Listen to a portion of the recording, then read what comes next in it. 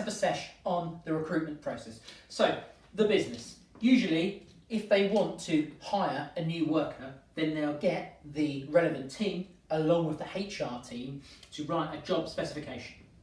In that job specification, it will have the must-haves and the things that are desirable. So it could be must-have ability to use Microsoft Excel.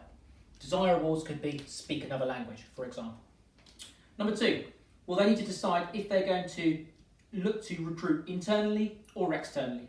If they go internally, then they might use the intranet, internal adverts, or job boards within the company.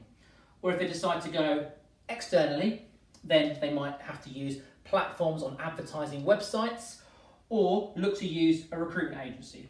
Naturally, they can use both internal and external at the same time. If they decide to use a recruitment agency, then effectively the idea of that is that the business would have passed the information to the HR team that they need this member of staff with this set of skills, and then the HR team might speak to a recruitment agency and ask them to find this person on their behalf. That's effectively a type of outsourcing. And naturally, if the recruitment agency find the right member of staff, then the HR team, the business essentially, will make a payment to that recruitment agency. It's usually based on if they stay for a certain amount of period, and it'll be a percentage of their wage. Anyway, so once that's happened, so you've had an advert or you've used a recruitment agency, then number three is that the candidates will see these adverts or be contacted by recruitment agencies, and they will decide that they want to make an application. And usually you'll make an application and you'll send your CV.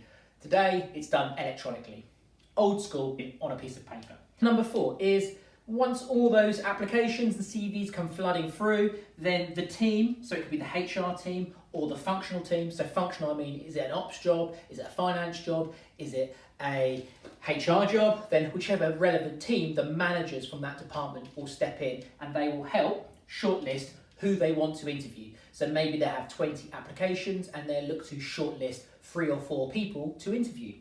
So once the interview processes happen, sometimes there is the option to do psychometric tests before or during that interview process, which is essentially a personality test, so you can see if they're a good fit for your company. You can make them do a skill test, so that could be a numeracy test, a literacy test, or a logic test. That's very common within graduate jobs nowadays. And then those in blue are optional, but really you're going to get to an interview process where it will be the traditional questions are asked to you. Pros and cons of that, please see the interview process video.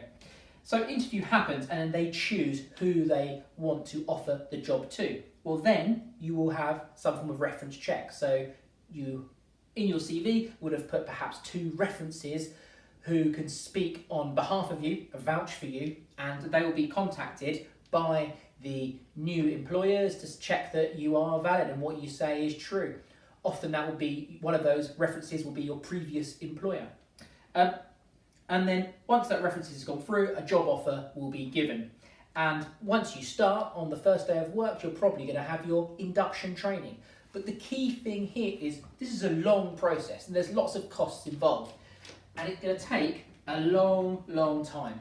And that's the reason why staff retention is so important, because if you keep getting people coming in, going through this process, and then after a few weeks, for whatever reason, perhaps you don't recruit correctly, they walk out the door, leave the company, then that's just a lot of time wasted. And that time is effectively money, and that money is a cost to the business. So that's why it's important to get your recruitment process correct. Please check out the impacts video of getting your recruitment wrong. Hope that helps. Good luck with your exams.